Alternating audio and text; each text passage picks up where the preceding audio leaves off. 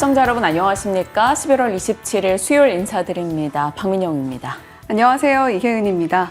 자고 일어나니까 세상이 하얗게 변해 있더라고요. 간밤 미국 증시는 이렇게 세상이 하얗게 변한 것처럼 계속해서 사상 최고치를 경신을 하고 있습니다.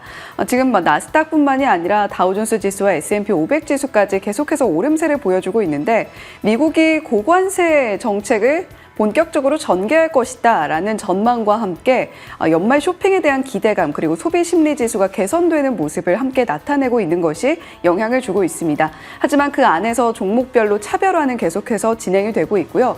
그와 함께 들려온 소식이 있죠. 이스라엘과 레바논 중심으로 한 휴전안이 가결이 됐다. 또 이런 이야기들 들려오고 있으니까요. 이러한 부분들도 함께 체크해 보시면 좋을 것 같습니다. 눈이 많이 내리는데 우리는 창 밖에 서 있는 기분이고 미국장은 창 안쪽에서 좀 따뜻하게 밖을 내다보는 느낌입니다. 창 밖에 있는 우리는 어떻게 해야 이 마음과 몸의 온도를 데울 수 있을지 같이 고민해 보도록 하겠습니다. 자, 어제장이 어땠는지 복기부터 진행해 보시죠. 그 전 거래일에 1%, 3% 각각 지수가 강하게 올라줬던 것처럼만 이어졌으면 얼마나 좋았을까요?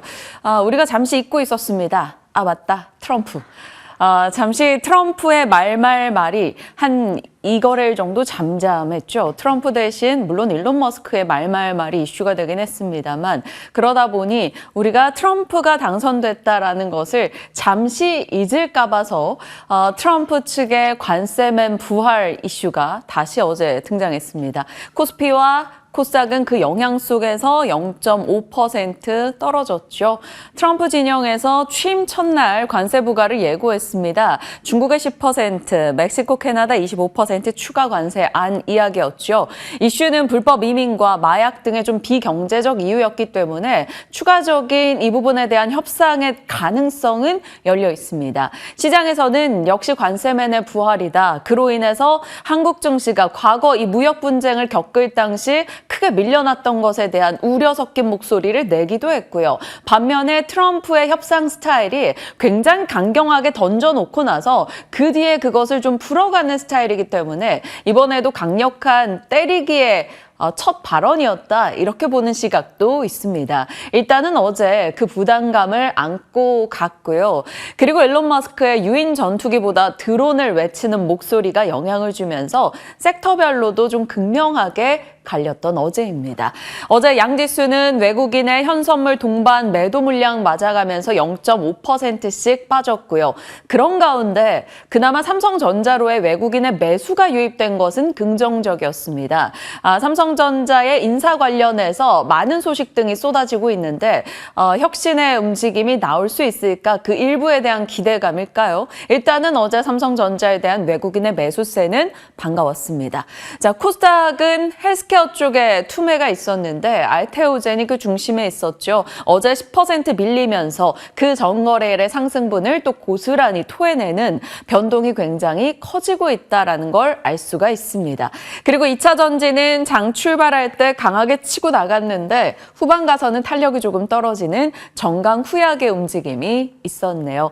상대적으로 이런 불안감이 감지되다 보니까요. 안정적 성격을 띤 종목들의 관심도가 올라갔습니다.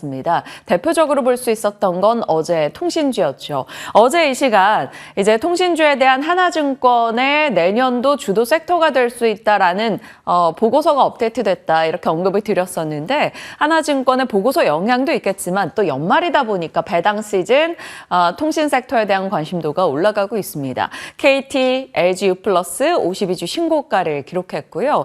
대한항공과 아시아나항공 합병 승인이 임박했다라는 소식과 유가 하락, 유류비 절감 모멘텀 안고 어제 항공주들도 괜찮았습니다. 자, 방산주들의 어제 급락이 좀 컸죠. 하나에어로스페이스, 현대로템, LIG넥스원 10% 내외 급락을 나타냈습니다.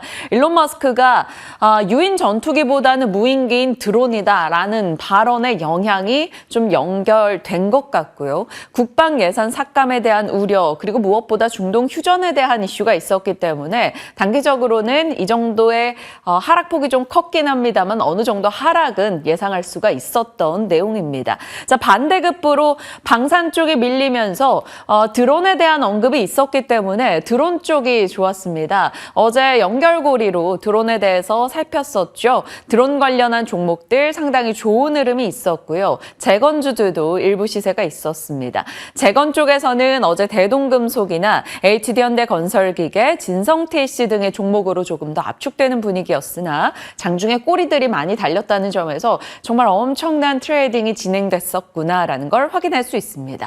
자, 부진했던 쪽은 바이오, 원전, 전력 등에서 일부 차익 실현의 움직임이 나왔고요. 알테오젠, 삼성바이오로직스, 두산에너빌리티, HD현대연렉 등에서 흔들림이 있었습니다. 그리고 금융주도 부진했는데요. 예금자 보호 한도가 올라간다라는 소식에 이 금융권으로 자금이 쏠릴 수 있다라는 우려가 작용이 됐고요. 금융주들의 하락이 나타나기도 했습니다. 어제 시장의 이슈들도 들여다보고 있으면 굉장히 어지럽게 진행됐다라는 걸 확인할 수 있고요. 이것은 국내장도 미국장도 좀 혼미하게 진행되고 있는 동일한 흐름인 것 같습니다. 자, 그런 가운데 나름의 안정적인 모습을 계속 보여주고 있는 게 AI 소프트웨어입니다. AI 소프트웨어에 대한 브리핑은 정말 차고 넘치게 많이 했고요. 소식들이 계속 업데이트되고 있어서 과거 자료의 수정을 거듭하고 있습니다.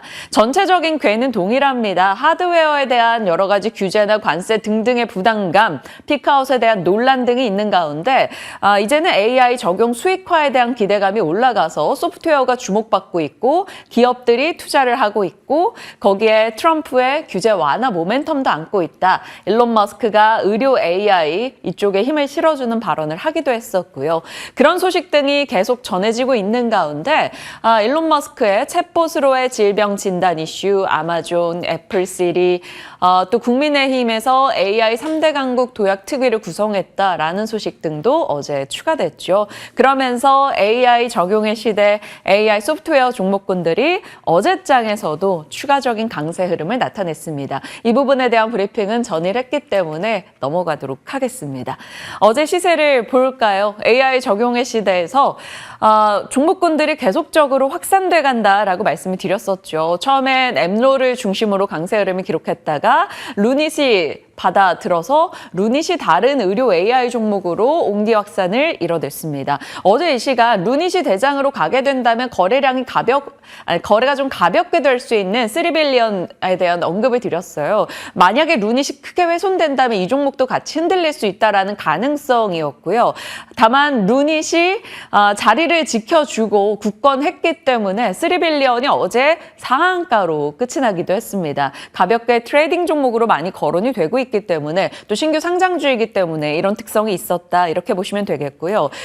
애플의 이제 통번역 서비스 지원에 대한 얘기가 플리토에서 나왔고 루닛 그다음 플리토 이렇게 시세적으로 흐름을 받아갈 수 있을까 궁금했다라고 어제 말씀을 드렸는데 이 플리토도 일단 어제장에서 강하게 올라서며 상한가로 끝나기도 했습니다. 그러니까 계속 AI 소프트웨어 내에서 자금이 퍼지거나 돌고 있다라는 것이 확인되고 있고요. 시세적 측면에서 좀 무거웠던 종목들도 같이 갔습니다. 고난 테크놀로지라던가 혹은 클라우드웍스 이런 종목들도 함께 가서 이쪽이 일단 단기적으로는 명확히 주도 테마구나라는 것을 확인할 수 있었죠. 자, 통번역, LMM, 음성 인식 관련한 종목군들 어제 플리토를 앞세워서 코난 테크놀로지까지 함께 강했고요. 김경준 부장의 이틀 전 공략주 셀바스 AI 이틀 연속해서 계속된 급등을 이어가고 있습니다.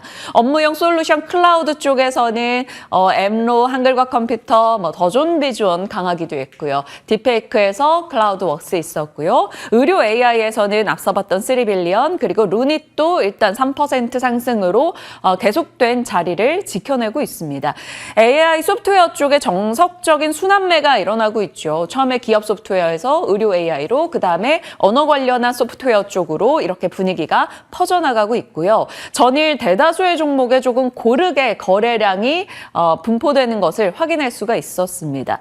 자, 코난 테크놀로지 같은 경우는 어제 더블 모멘텀이었죠. 머스크가 무인기를 외치던 시점에 무인기 관련한 AI 파일럿 기술 개발 로 이제 코난 테크놀로지가 부각이 되면서 어제 12% 상승하기도 했습니다. 자, 플리토 이슈가 사실 새로웠던 건 아닙니다. 그 전 거래일에도 장중부터 계속 이슈가 됐던 건데 어제장에 또 상한가를 기록했죠. 호악재 정말 언제 어떻게 반영될지 모르고 급격하게 급등 혹은 급락으로 반영이 되는 시장이구나라는 것을 명확하게 느낄 수가 있었습니다. 그러니까 돈이 갈 곳이 없다 보니 호재라고 판단되는 쪽에는 순식간에 자금이 쏠려서 이렇게 상한가 움직임이 나오기도 하죠. 이런 종목들이 계속적으로 연속성을 띨지 정말 단기 테마로 활용되는 종목과 그렇지 않은 종목을 잘 구분해서 투자 전략을 짜는 게 필요한 시점인 것 같습니다. 자, 민감한 시장 안정을 찾는 투자자. 좀 민감지대로 봤을 때 호재에 민감하게 반응했던 종목, 앞서 봤던 3빌리언. 의료 AI 신규 상장주이기도 하고요. 신규 상장 이후에 공모가를 하회했던 분위기에서 호재성 모멘텀을 받아가면서 급등을 한 거고요. 에이럭스, 어제 드론 때 말씀을 드렸던 종목인데 역시 드론 종목 신규 상장주입니다. 공모가에 하회하던 순간에 이슈 받아서 상한가 부근까지 갔죠. 25% 상승. 그리고 장 후반에 힘을 낸 제이시언 시스템 같은 경우는 드론과 AI 모멘텀이 있었습니다.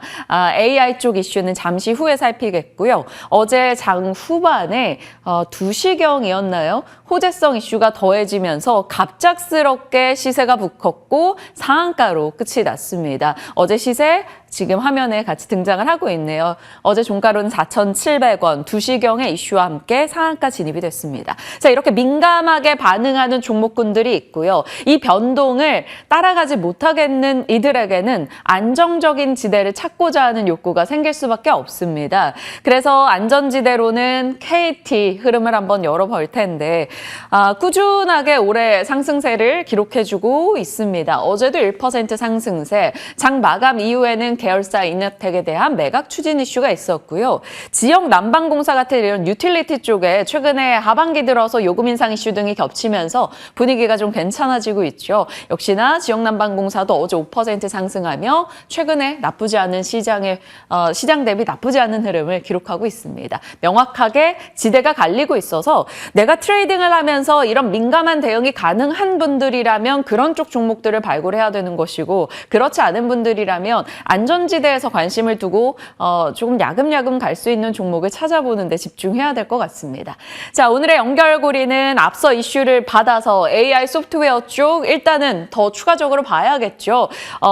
악시오스라는 매체에서 트럼프가 백악관의 AI 연방 정책과 정부 활용 조정 책임자 임명을 검토하고 있다. 그리고 그 인선에 일론 머스크가 좀 입김을 내지 않겠느냐 이런 분석을 내놨습니다. 정보 효율부와 협력할 것으로 예측을 하고 있기 때문이죠. 그래서 AI 진영에 지금으로서는 소프트웨어가 조금 더 우위에 있다 보니 AI 소프트웨어 쪽 이슈가 나온 만큼 계속적인 시세가 있을지 체크가 필요해 보입니다. 재거는 어제도 이 시간 말씀드렸던 내용이 여기까지였고요. 마이클 와이츠가 추가적으로 강조했습니다. 트럼프의 취임 전까지 바이든 정부와 휴전에 대한 노력을 하겠다라는 입장을 다시 한번 내걸기도 했네요.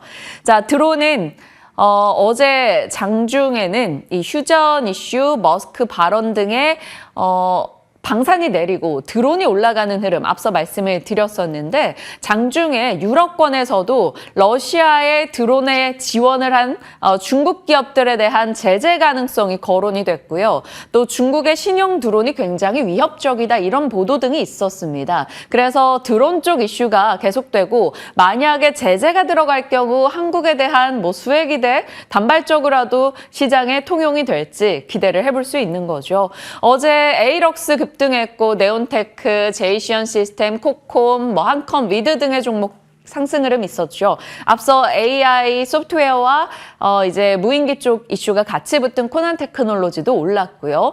여기 빨간색 글씨들은 의미가 시간 외에서 이들이 시세를 냈다라는 겁니다. 이 숫자는 아니고요. 시간 외에서 그래도 상승부를 켰던 종목들이라서 체크를 해둔 거고요. 앞서 2시경에 강하게 시세 붙인 제이시언 시스템 같은 경우는 드론과 AI로 말씀을 드렸는데 국민의힘에서 이 국가 AI 컴퓨팅 구축을 추진하는데 GPU를 우선적으로 확보한다 이런 내용이 있었습니다. 그래서 엔비디아의 파트너사라는 점이 부각이 되면서 제이시언 시스템이 강하게 올라가기도 했네요. 자, 이렇게 AI 소프트웨어, 재건 드론, 그리고 속보로 나온 건 트럼프 팀의 북한 김정은과 직접 대화 추진을 검토하고 있다 이런 소식. 그래서 남북 경협도 같이 트레이딩용으로 체크해 놓겠습니다. 연결고리까지 살펴봤고요. 자, 리더가 없는 시장입니다. 강하게 끌고 나가주는 주요 섹터가 부재하다라는 거죠. 그러다 보니까 각자 도생의 흐름인데요. 하나증권에서 어제 연말까지 랠리는 없다 이런 의견을 냈습니다. 기업들의 실적 전망이 하향 조정되고 있고 연말이면 생각나는 게 우리 배당도 있지만 이 대주주 회피 물량도 있죠. 연말 대주주 회피 매도로 인해서 연초 이후에나 시세적으로 분위기를 좀 타지 않겠는가 이런 내용이 담겨 있기도 했습니다. 그러다 보니 시장이 전반적으로 조금 테마로 진행되는 분위기인데요. 우리가 나눠볼 수 있는 분야들입니다. AI는 하드웨어, 칩 부분, 소프트웨어, 그리고 전력, 유리기판 등등이 있을 거고요. 트럼프와 머스크는 우주, 자율주행, 드론, 경협, 로봇, 재건 등이 있고요. 트럼프 프리존으로 볼 수 있는 게 엔터 콘텐츠 미용기기 등이 되겠죠. 요즘에 어제장에 또 JYP 엔터가 장중 고가 부근에서 마감이 됐다라는 점, 엔터가 정말 11월엔 가장 강한 분야가 아닌가 싶기도 합니다.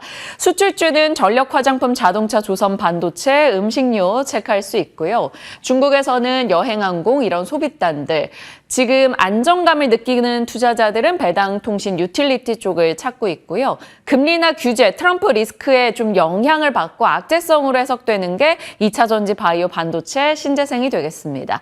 그리고 악재보다 더 나쁜 그냥 존재감 자체가 지금 희미한 쪽이 이쪽이에요. 의류, 유통, 철강, 화학 등인데 그나마 이제 의류 쪽은 연말이다 보니까 마진이 많이 남는 겨울 옷에 대한 모멘텀 뭐 이런 것들을 좀 받아갈 수 있을까요? LF에 대해서 오늘 증권가에서는 긍정의 의견을 내기도 했는데 존재감이 전혀 없는 쪽에서 조금 반전의 시나리오를 써줄 무언가를 기다려보겠습니다만 유통, 철강, 화학 등등 좀 어려운 지금의 상황입니다. 그리고 나서 테마화되는 분야들, IPO 종목들, 앞서 봤던 3빌리언이나 뭐 에이럭스 이런 종목들 다 들어갈 거고요. 개별주로 뭐 초전도체, 양자컴퓨터 있을 겁니다. 그리고 광고 쇼폼도 다른 어떤 이슈 등과 좀 무관하게 자기만의 길을 가는 개별주 성격을 갖고 있죠. 광고 쇼폼 하니까 요즘 쇼핑 얘기가 다시 한번 떠오릅니다. 쇼폼으로 쇼핑하는 것을 쇼핑이라고 하는데 그래서 조용하긴 한데 한번 시세적으로 어떤가 관련한 종목들을 열어봤습니다. 카페24, 레비코퍼레이션 그리고 아프리카TV, 숲인데요. 최근 들어서 조용히 나쁘지 않은 분위기를 보여주고 있습니다. 일부 거래도 조금 실리고 있고요. 틱톡 에 이어서 유튜브, 인스타그램 등에서도 커머스 기능을 추가해서 쇼핑의 진심인 흐름을 보여주고 있는데요. 소셜미디어 내에서 쇼핑 경험하는 사례 등도 계속적으로 증가하고 있습니다. 그래서 이런 종목들도 일단은 단기적 시계가 되겠지만 같이 놓고 정리해 가도록 하죠. 뉴욕장입니다. 뉴욕 증시는 3대 지수 모두 오르며 끝이 났습니다. 트럼프 관세 부담이 있었습니다만 그럼에도 불구하고 개별 종목들의 힘으로 일단은 올려진 채 마무리가 됐죠. 물가나 강달러 그리고 성장에 대한 부담감은 안고 있는 상황인데 그럼에도 불구하고 트럼프 관세 이슈가 협상의 전술에 불과하다. 그래서 크게 악영향은 아닐 것이다. 이런 시각 등도 일부 나오고는 있습니다. 이런 관세를 때려맞게 될 주변 국가들에서 반응은 각각이었는데요. 캐나다 측에서는 트럼프 팀과 통화하며 달래기에 나섰고 멕시코 측에서는 너희도 하면 우리도 할 거야. 그런데 어찌됐건 잘 해보자 라는 의견, 막관세 살짝 피력하며 친하게 협상을 해보려는 내용이 있었습니다. 중국에서는 무역 갈등의 승리자는 아무도 없다라는 입장, 아직까지 강경한 보복 조치에 대한 언급은 없었는데 강경한 보복의 언급이 있다면 또 언제든지 히토류 쪽이 트레이딩으로 부상할 가능성은 있겠죠. 자, 이런 가운데 FOMC 의사록은 그래도 중립 이상으로 시장에 좀 양호한 영향을 줬습니다. 이 정도 추세라면 뭐 추세 보고 서서히 금리 인하를 할 거다 이런 내용이 담겨 있었고요. 소비자 신뢰 지수는 호조를 기록했습니다. 자, 그 밖에 특징을 본다면 시장의 분위기가 요즘 계속 그렇죠. 나스닥보다 다우 차트를 보시면 훨씬 더 안정감을 느끼는 요즘입니다. 월가에서 메가7을 매도하고 좀 리스크 관리에 들어가면서 다른 종목군으로 관심을 좀 퍼뜨리고 있다. 이런 분석 등이 나오고 있습니다. 특징으로 봤을 때는 비만 치료제가 눈에 띄었어요.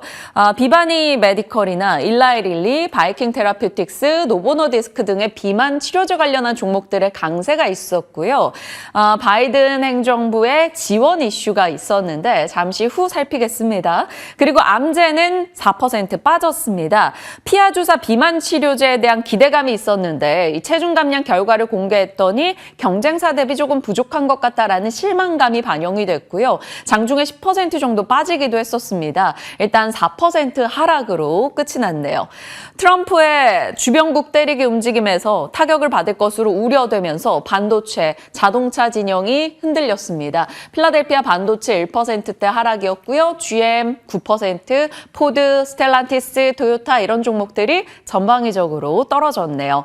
자, 그런 가운데서도 굳건했던 건 AI 시대의 전력의 중요성이 강조되고 있다는 점입니다. NRG 에너지에 대해서 제프리스가 목표가를 올렸고요. 비스트라나 콘스텔레이션 등의 종목들, 전력원과 전력 인프라 관련 종목들은 그래도 비교적 견조했다 이렇게 볼 수 있겠네요. 자, 뉴욕장 흐름이었습니다. 앞서 말씀드린 대로 굉장히 어지러운 시장이 진행되네요. 관세나 무역 분쟁 부담에 반도체, 자동차 진영 부진했습니다. 반도체 그리고 여기 GM 포드 자동차 부진했고요. 소비군에서는 좀 차별화 움직임으로 월마트나 아마존, 코스트코는 흐름이 좋았는데 베스트바이나 콜스 등은 빠졌습니다. 베스트바이는 실적 이슈도 있었고요. 앞서 말씀드렸던 비만 치료제는 흐름이 괜찮았고요. AI 소프트웨어 진영의 강세는 계속됐습니다. 마이크로소프트나 오라클, 어도비, 세일즈포스에서 상승세가 있었고요. 반면에 최근에 계속된 시세가 붙어 있었던 양자 컴퓨팅 쪽에서는 다수의 종목들이 떨어지는 흐름이 있었습니다. 아이온큐는 약보합으로 끝났으나 다른 종목들이 급락하는 흐름이 있었어서 그 부분 참고해 주시죠. 자, 이슈가 많았던 비만입니다. 앞서 말씀드린 게 이거예요. 월스트리트 저널과 로이터 통신에서 보도하기를 백악관이 비만 치료제에 대한 메디케어, 메디케이드 비용을 지원하는 걸 제안했다라는 소식입니다. 메디케어 수혜자나 메디케이드를 통한 저소득층 성인의 접근성이 올라가고요. 환자의 월 부담 비용도 최소화하는 당연히 비만 치료제 업체들에게는 긍정의 소식일 수밖에 없습니다. 그래서 관련한 종목들이 암제는 제외하고 올라가는 흐름이 있었고요. 다만 이것에 대해서는 진행이 될까라는 우려의 목소리도 있습니다. 바이든 정부의 조치가 의회 통과될지는 좀 불분명하고 행정부 시한이 이제 바이든 임기 그러니까 얼마 남지 않았다라는 거죠. 거기다가 보건부 장관 지명자인 케네디 이쪽에서 반대할 수 있다라는 가능성이 제기될 수밖에 없죠. 그는 체중 감량 약물에 대해서 그동안 노골적인 비판을 해왔었기 때문입니다. 다만 이 부분에 대해서 영향을 가기보다는 단기적인 활용의 움직임으로 들어갈지 어떻게 될지는 지켜봐야겠습니다. 자, 암젠 이슈는 살폈고요. 미국 부통령 당선인은 비만은 미국의 국가적인 질병이다라고 얘기해서 이쪽에 대한 관심도는 계속 나오고 있다. 이 정도입니다. 혜은 앵커가 11월 21일 브리핑해줬던 내용에서 정리해준 자료입니다. 찌르고 먹고 붙이고 그러니까 비만 당뇨 치료제 관련해서 각 제형별로 이렇게 나눠서 정리를 해줬기 때문에 참고용으로 체크해 주시죠. 잠시 후 비만 치료제에 대한 전략 챙겨볼 거고요. 연결고리입니다. 오늘장 그러니까 AI 소프트웨어나 전력 체인이 미국에서 상대적으로 강했는데 우리 쪽에서도 분위기를 받을 수 있을지 봐야 되고요. 드론과 경협 이슈도 계속될 겁니다. 비만의 이슈가 참 많았었고요. 자, 멕시코 등에 대한 관세 부담 이슈가 나오고 있는데 멕시코 진출 국가 진출 기업들입니다. 죄송합니다. 멕시코 진출 기업들이 부담을 느낄 수 있다라고 해서 가전이라던가 자동차라던가 멕시코 진출 기업들에 대한 우려 목소리가 나오긴 하는데 사실 어떻게 상황이 될지는 지켜봐야 되기 때문에 이것은 그냥 이런 이슈가 있구나로 참고하시면 될 것 같고요. 일각에서는 멕시코가 미국으로 변압기 수출을 굉장히 많이 하기 때문에 압도적인 물량을 그동안 보내왔었기 때문에 이런 관세 부담을 안게 된다면 한국이 좀 수혜를 볼 수 있지 않을까 이런 얘기가 있습니다. 우리는 이미 그 관세를 막고 있었던 상황이었었고요. 이 전력기기 쪽 앞으로도 추가적인 관세 부담이 한국에도 더해질 수 있다라는 우려와 멕시코가 관세 부담을 느끼니 우리 쪽이 더 이득이다라는 수혜 기대감이 좀 엇갈리고 있어서 어느 쪽으로 시장이 무게를 실어줄지 지켜봐야겠습니다. 추가적으로 한국에 대한 관세 부담 얘기는 가능성은 상대적으로 낮지 않겠느냐. 왜냐하면 트럼프가 거기까지 막으면 트럼프가 생각하는 미국의 인프라 부흥 과연 가능하겠느냐 이런 얘기도 나오고 있습니다. 왜냐하면 초고용량 변압기의 리드 타임이 굉장히 길기 때문에 이쪽 저쪽 다 막아버리면 미국도 힘들다라는 내용인 거죠. 어떨지는 봐야겠습니다. 트럼프는 예측 불가니까요. 일단 전력기기 쪽으로는 오늘 아침 업데이트 보고서는 IBK입니다. 효성중공업에 대해서 목표가 58만 원 신규 커버를 시작했다라는 소식이 들려오고 있네요. 일정입니다. 오늘 이 산업부 대왕거래 관련한 이슈 일정 있고요. 내일 미국장 휴장의 금통이 체크가 가능하겠죠. 자, 이 내용 포함해서 또 시장에서 깊게 다뤄봐야 될 섹터 이슈 해외농커가 이어가겠습니다. 전해주시죠. 네, 어제 항공주들이 날아올랐습니다. 그와 함께 날개를 달았던 쪽이 여행 관련주였는데 최근에 중국과의 화해 무드가 가속화되면서 항공주들, 여행주들 표정이 본격적으로 펴질 수 있을까요? 함께 보시죠. 자, 지금 오랜만입니다 하고 인사를 건네는 듯한 항공주, 여행주입니다. 코로나19 사태로 인해서 노선들이 많이 축소가 됐고요. 그리고 중국의 한한령이 오랫동안 지속이 되면서 패키지 여행이라던가 실적 부진에서 벗어나지 못했던 여행 관련주들의 모습이었습니다. 거기다가 TMF 사태까지 겹치면서 티켓 거래가 상당히 불안하고 더불어서 티켓 취소도 상당히 많이 나타나는 현상이 불거졌었죠. 여행주, 항공주 타격을 받을 수밖에 없었습니다. 그런데 최근 들어서 분위기가 좀 바뀌고 있습니다. 무엇보다도 중국이 무비자 체류 기간을 15일에서 30일까지 연장한다라는 소식이 들려왔고 방문 목적에 교류를 추가한 점이 앞으로 중국과 한국을 오가는 여행객들의 발걸음을 분주하게 만들 수 있을 것이다 라는 이야기 나오고 있죠. 거기다가 대한항공 아시아나 합병 이슈 참 오랫동안 지지부진하게 끌어왔습니다. 유럽 쪽에 제재가 있어 왔는데 이 부분이 이제는 점차적으로 투명하게 보이지 않을까라는 전망과 함께 대한항공, 아시아나항공 역시 어제 시장에서 4.3% 그리고 3.6% 각각 종목이 오름세를 보여주기도 했죠. 거기다가 국제유가도 최근 들어서 하락세를 이어가고 있습니다. 간밤에 속보가 들려왔죠. 이제 가자지구에서 60일 동안의 휴전 협상에 들어간다. 휴전을 하기로 했다라는 소식이 들려왔기 때문에 국제유가가 조금 더 하방 압력을 받아줄 수 있다면 항공주들 같은 경우에는 더 크게 기지개를 켤 수 있는 기반이 마련이 됐다라고도 해석을 해볼 수 있겠습니다.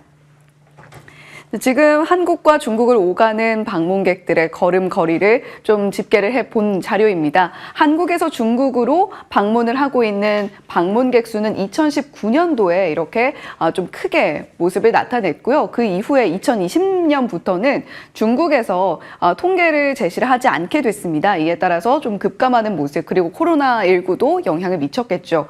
점차적으로 회복세를 보이고 있습니다만 아직까지 2019년만큼의 수준을 회복하지는 못하고 있습니다. 반면에 중국에서 한국으로 오는 발걸음은 어떻게 집계되고 있을까요? 연도별 방문객 수 점차적으로 2020년부터 현재까지 회복세를 보여주고 있고 특히 무엇보다 올 들어서 가파른 회복세를 보여주고 있지만 역시 2019년에 한 절반가량밖에 미치지 못하는 수준을 나타내고 있습니다.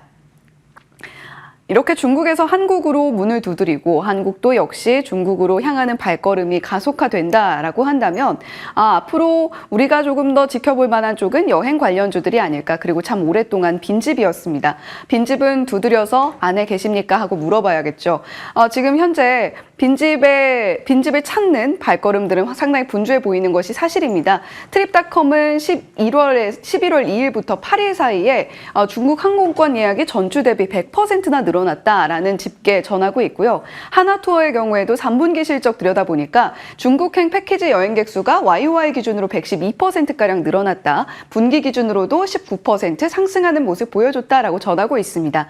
비자 면제 조치 이후에 3주 만에 골프 여행 예약도 무려 105% 늘어났다라고 하죠. 중국으로 골프 치러 가시는 분들도 상당히 많이 계신데 이러한 부분에 있어서 또 한 번 여행주들이 자극을 받아줄 가능성 있다라는 소식 나타나고 있습니다. 자, 모두투어도 역시 3분기 실적이 중국 패키지 여행객에 힘입어서 조금 더 나아지는 모습을 보여줬는데요. 여행 관련주들은 그동안의 기저효과를 이제는 상쇄를 하고 앞으로는 더욱더 좋은 모습을 보여줄 수 있지 않을까라는 기대감 등에 업고 있습니다. 대신증권의 임수진 연구원은 하나투어, 모두투어가 최근 6개월 내에 중국 패키지 송출객 비중이 각각 16%, 20% 늘어나는 모습을 보여줬고 보수적으로 잡더라도 내년에 송출객은 평균적으로 30%가량 늘어날 수 있을 것이다 라고 전망을 하고 있습니다. 자, 하나증권의 이기훈 연구원은 지금 현재 골프 여행객들이 늘어나고 있다는 점에 초점을 맞춰서 앞으로 내년 1분기 말부터 가파른 수요 회복이 예상된다. 그러니까 지금 빈집에서 점차적으로 사람들이 찾아오고 있는 현재 시점에서 여행주도 주목해 볼 만하다라는 코멘트 내놓고 있습니다. 빈집은 과연 북적일 수 있을까? 외인 지분율의 변동을 좀 들여다봤습니다. 조금 긴 시계열로 그래프를 가지고 와 봤는데요. 이렇게 항공주와 여행주가 동시에 치솟던 시기가 2020년에서 2021년 사이입니다. 그리고 그 이후로 꾸준하게 우하향 곡선을 그려왔던 항공주 그리고 여행주죠. 자, 대한항공, 아시아나항공, 제주항공, 진에어, LCC 쪽까지 함께 들여다봤을 때 최근 한 달의 주가 추이는 나쁘지 않습니다. 특히 아시아나항공이 10.3% 오름세를 보여주면서 가장 탄력적으로 움직임을 나타냈는데요. 제주항공은 0.5% 상승에 그치기는 했지만 대한항공부터 진에어까지 모두 한 달 사이에 외인 지분율이 아주 소폭 늘어나는 모습을 보여줬습니다. 자, 여행주는 어떨까요? 여행주는 항공주보다 더 크게 좀 조정을 많이 받았고요. 주가의 하락폭도 상당히 컸던 상황입니다. 참 좋은 여행이 20.9%, 하나투어가 최근 한 달 사이에 21%가량의 오름세를 보여주면서 가파른 회복세를 나타내고 있는데 그래프상으로 살펴봤을 때는 아주 조금 고개를 든 것에 불과한 상황입니다. 외인 지분율의 변화는 사실 그렇게 크게 나타나고 있진 않은데요. 하나투어만 한 달 사이에 0.8%포인트의 외인 지분 증가세를 보여줬습니다. 자, 이러한 영향들 함께 집계가 된 때문일까요? 하나투어에 대한 의견이 나쁘지 않습니다. 현대차증권은 하나투어가 내년에 패키지 송출객이 250만 명, 그러니까 YOY 기준으로 17%가량 늘어날 것으로 보이는데 여기에 올해 예상되는 배당 수익률이 3.5%다. 배당 매력도 상당히 높다라는 코멘트 전하고 있습니다. 자, 그렇다면 최근 10년 내 일본과 중국 노선을 비교했을 때 여행주들이 상승의 여력이 얼마나 더 남아있을까 좀 들여다보면요. 한국에서 중국으로 향하는 여행객은 한국에서 일본으로 향하는 여행객보다 조금 줄어들고 있는 것이 사실이었습니다. 2007년을 고점으로 해서 팬데믹 이전까지 연간 400만 명이었는데 이제는 일본으로 향하는 발걸음이 754만 명으로 중국보다 훨씬 더 앞서고 있다는 이야기죠. 자, 그런데 중국의 패키지 여행이 본격화가 된다라고 한다면 모두투어와 하나투어 모두 자극을 받아줄 수 있을 것이다라는 증권가의 의견입니다. 모두투어는 최근에 목표가가 12,500원에서 13,500원으로 상향 조정이 됐는데요. 하나증권의 의견입니다. 중국의 패키지 송출객이 2016년 수준까지 만약에 늘어난다라고 추산을 했을 때 모두투어 송출객은 10만 명가량 늘어난다. 따라서 내년에 영업이익이 올해 대비 200%나 늘어날 것이고 193억 원가량의 영업이익을 기록할 것으로 전망된다라는 코멘트도 나타나고 있습니다. 앞서서 전해드린 하나투어와 모두투어에 대한 의견들 함께 참고해 보시면 좋겠고요. 자, 항공주들도 함께 들여다보겠습니다. 4분기 노선 전략에 따라서 항공주들의 접근하는 시각 차이도 좀 가져가야 된다라는 분석이 시장에서 나오고 있습니다. 일단 3분기 국내 항공사들 영업이익 나쁘지 않게 나왔죠. YOY 기준으로는 조금 줄어든 회사들도 있습니다. 제주항공과 에어부산 그리고 티웨이항공은 무려 적자 전환을 기록하는 모습을 보여주기도 했고요. 반면에 대한항공이라던가 아시아나항공, 진에어는 YOY YOY 기준으로 3분기 실적 꽤 괜찮았습니다. 그리고 4분기까지 만약에 합산을 하게 된다면 올해 사상 최대의 영업이익을 기록할 수도 있다라는 이야기도 함께 나타나고 있죠. 자, 국내 항공사는 올해 역대 최고 실적을 도전하는 그룹과 그렇지 않은 그룹이 좀 나뉘고 있다라고도 해석을 해볼 수 있을 텐데 그 전략에 좀 차이가 있습니다.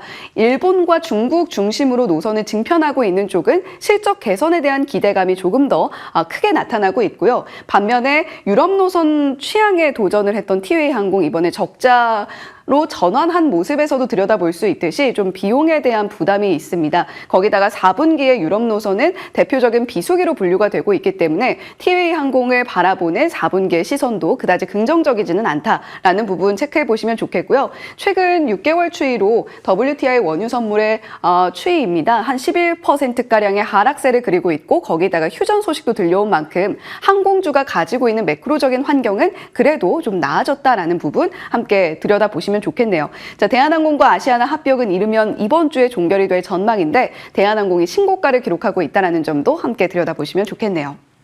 자, 이번에는 헤드라인 돋보기 시간입니다. 이제 대왕고래 시추가 한 달 앞으로 다가왔죠. 오늘 산업부가 대왕고래 첫 시추 계획을 최종 승인할 예정입니다. 물론 예산을 조달하는 데 있어서 약간 좀 잡음이 있을 수는 있습니다. 정부의 예산안에 통과가 돼야 되는데 그런 부분에서 약간 좀 오래 걸릴 수 있다. 내년까지 넘어갈 수 있다는 이야기는 나오고 있죠. 하지만 산업부에서는 특별한 사유가 없다면 시추 계획 자체는 승인을 할 전망이고요. 조강권 적용 비율도 늘리고 보너스라던가 여러 가지 방안들을 통해서 이 시추 계획이 성공적으로 이끌어질 수 있도록 노력을 하고 있는 상황입니다. 내년 3월까지 시추 작업을 진행을 하고 6월쯤 되면 1차 시추 결과가 도출될 수 있을 것이다. 이런 전망들 나오고 있는데요. 그동안 좀 대왕고래 관련주들은 정리한 표 자주 전해드렸습니다. 그중에서도 사업 참여 상사 쪽 지켜보시면 좋겠고요. 영일만 지분 투자 이슈로 대왕고래 이슈가 나올 때마다 자극을 받아줬던 코오롱 글로벌 그리고 시멘트나 물류 항만 조선 플랜트 쪽까지도 함께 자극받을 수 있다는 점 체크하고 가시면 좋을 것 같습니다. 시세, 수급, 그리고 들려온 뉴스 일정까지 같이 고민하면서 종목 대응해보겠습니다. 저희와 함께 하시죠.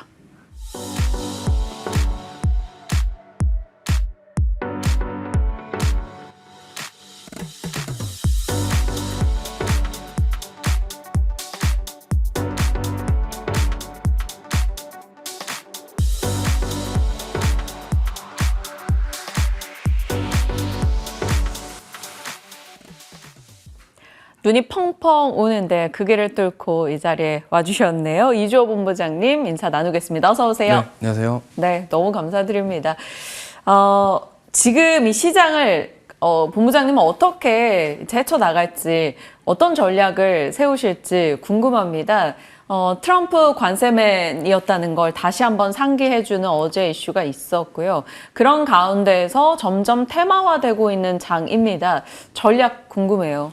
네, 일단은 지금 외부 이슈에 의해서 굉장히 변동성이 큰 상황이고 네. 특히나 이제 뭐 트럼프뿐만이 아니라 머스크까지 가세를 해서 머스크의 입에서 나오는 한마디에 정말 국내 증시가 요동치고 있는 그런 상황입니다. 그렇기 때문에 아무래도 이제 지금 어떠한 섹터별로 뭔가 계속적으로 상승세가 이어지는 게 아니라 특정 섹터에 집중이 되면서 좀 고점에 대한 부담감이 있는 종목군들, 섹터군들은 좀 차익 매물이 나오고 네. 그쪽으로 수급이 집중되는 현상이 나오고 있습니다. 그렇기 때문에 이 부분을 좀 잘 대응하시는 게 좋을 것 같고 사실 지금 같은 장세에서 막 여기가 오른다고 해서 따라갔다가 갑자기 또 차익 매물 나오고 이러한 경우들이 많이 있고 특히나 방산 같은 경우도 지금 계속적으로 신고가를 랠리를 이어가다가 갑작스럽게 지금 몇 거래일 만에 지금 엄청난 급락이 네. 나왔잖아요. 그러다 보니까 지금 이렇게 좀 외부 국제 정세라던가 이런 트럼프라던가 머스크로 인해서 지금 국내 증시가 영향을 굉장히 크게 받고 있기 때문에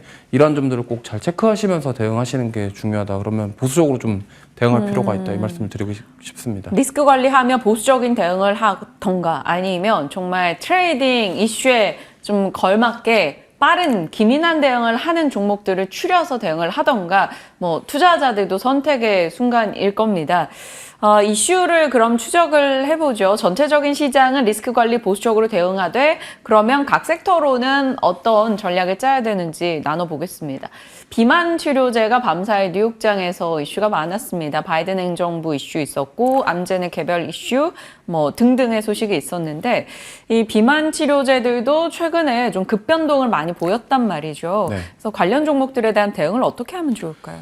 일단은 지금 건강보험 관련 이슈가 나왔기 때문에 이 부분으로 인해서 지금 일라일릴리가 좀 어제 4%가량 상승이 나왔습니다. 그렇기 때문에 지금 어떻게 보면은 펩트론부터 시작해서 비만 치료제 관련 종목군들이 좀 급하게 조정이 나왔어요. 특히나 뭐 알테오젠을 시작으로 지금 펩트론도 뭐 급락이 나왔기 때문에 지금 리바운드를 한번 노려볼 수 있는 그런 자리가 아닌가 이렇게 생각을 하고 있고 아무래도 어제 나왔던 그 소식이 그 비만 치료제 쪽으로 아마 긍정적인 소식이라고 판단이 되고 있기 때문에 오늘 한번 반등을 노려보지 않을까 좀 이렇게 생각을 하고 있고요. 펩트론 같은 경우는 지금 어느 정도 좀 하락이 멈춘 상태예요. 옆으로 좀 횡보를 하고 있는 상황이기 때문에 지금 뭐 기대감이 완전히 사라진 건 아니라는 측면에서 만약에 지금 비만 치료제 쪽으로 수급이 들어올 가능성도 있다라는 점. 특히나 트럼프 같은 경우는 어쨌든 약가 인하 정책에 대해서도 바이든과 생각이 같아요. 그렇기 때문에 이러한 부분들을 생각해 봤을 때 미국인들이 비만 치료제에 대한 필요성이 계속적으로 부각이 되고 있는 상황에서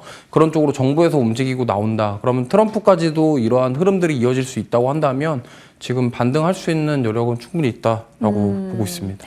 제약 바이오 전반이 알보리펩 종목들을 중심으로 좀 흔들림이 있었고 펩트론도 기업 설명회 실망감 이후 급락하다가 지금은 조금 횡보하는 흐름인데 이 비만 당뇨 이슈 이번에 보험 적용에 대한 기대감 플러스해서 좀 반등의 기회로 삼아보자. 그러면 비만 당뇨 치료제 쪽에서는 국내에서는 어떤 종목을 우선적으로 보세요? 지금 아무래도 대장 종목들이 좀 많이 빠졌다 보니까 사실 우리도 대장을 봐야 되지 않을까. 그러니까 알테오젠 같은 경우도 뭐 지금 변동성이 굉장히 크잖아요. 네. 지금 펩트론이 아무래도 저는 오늘 조금 강하게 좀 반등이 나올 가능성이 있다라고 생각하고 있기 때문에 지금 뭐 가격적으로도 지금 조정을 많이 받았어요. 고점 대비해서 단기간에 좀 많이 빠졌기 때문에 만약에 내가 오늘 비만 치료제를 한번 보고 싶다 하신다고 한다면 뭐 많은 종목군들이 있지만 그래도 대장격인 종목을 한번 보시는 게 어떨까 싶어서 펩트론을 좀 보시는 게 좋지 않을까 이렇게 말씀드려보겠습니다. 알겠습니다. 이슈가 있었던 만큼 꼼꼼하게 체크를 해주셨고요. 항공 여행 쪽 가겠습니다. 어제 이제 항공 여행주 강했고요. 대한항공, 아시아나항공 합병 승인에 임박했다라는 이슈, 또 유가 하락 등도 영향이 있었고 중국발 모멘텀도 계속 조금씩은 자극이 됩니다. 항공 여행주 내에서 좀 보시는 게 있으실지 아니면 그냥 서브 섹터로 그냥 흐름 체크 정도로만 있을지 대응할까요, 말까요?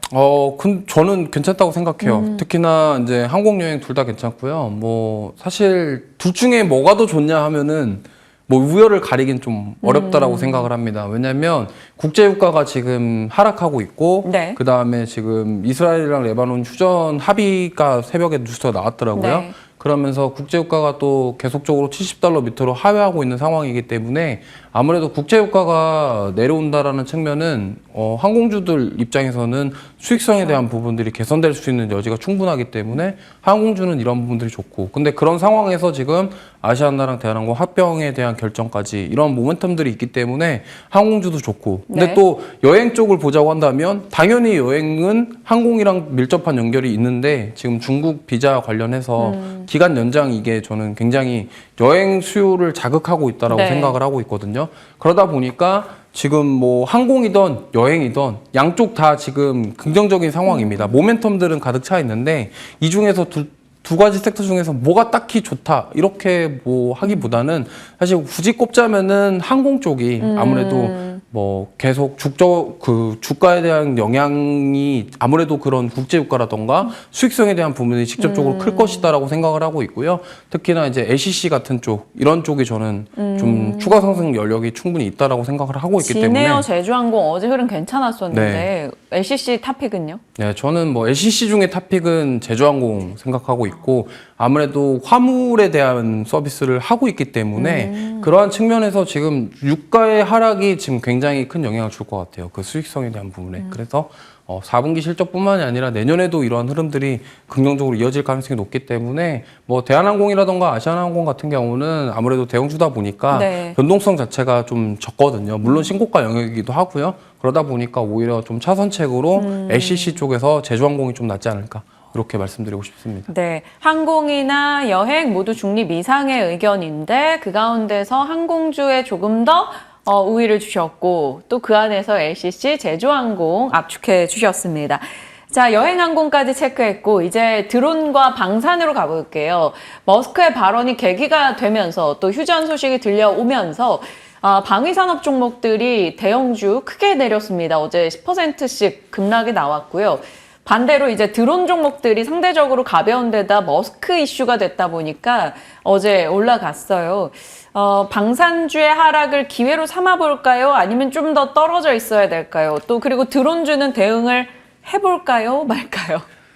방산주는 당분간 좀 반등이 쉽지는 않을 것 같아요. 그래요? 그러니까 뭐 단기간에 좀 많이 빠졌다고 하더라도 그동안 방산 종목군들이 너무 많이 올라왔다라는 측면이 있고 가장 중요한 것은 이 고점에 대한 부담감입니다. 그러니까 고점에 대한 부담감이 있는 상황에서 지금 저런 이슈들이 나오다 보니까 지금 차익 매물이 강하게 출회되고 있기 때문에 이렇게 차익 매물이 강한 상황에서 여기서 내가 반등할 것이다. 어느 정도 바닥권 아니냐 이렇게 생각을 하고 들어갔다가 오히려 또 더 추가로 하락할 가능성도 없지 않기 때문에 네. 이러한 부분에 있어서 뭐 그런 말 있잖아요. 떨어지는 칼날 조심하자.